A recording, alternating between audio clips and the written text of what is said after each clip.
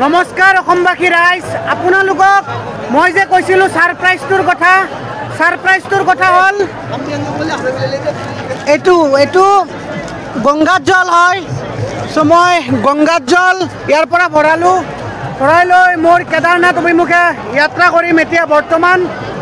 আৰু আজি মোৰ 86 নম্বৰ দিন। যিহেতু মই কৈছিলোঁ ছাৰপ্ৰাইজ আছে বুলি, গতিকে ছাৰপ্ৰাইজ এইটোৱে যে মই 11 লিটাৰ গংগাত জল লৈ সকলোৰে মংগলৰ বাবে এই যাত্ৰা কৰি আছোঁ। ইয়াৰ পৰা হাৰিদুৱাৰৰ পৰা গংগাত জল লৈ কেদাৰনাথ অভিমুখে পেডেল যাত্ৰা খোজকাঢ়ি যাম।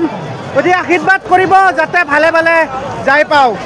আৰু যিহেতু মোৰ অসমৰ পৰা আহি হাৰিদুৱাৰ পালোঁ, আজি মোৰ 86 নম্বৰ দিন।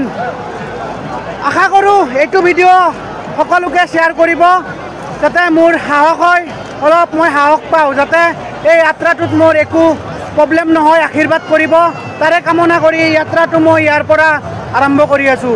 হৰ হৰ মহাদেৱ, জয় শ্ৰীৰাম, জয় শ্ৰী কেদাৰ, জয় আই অসম।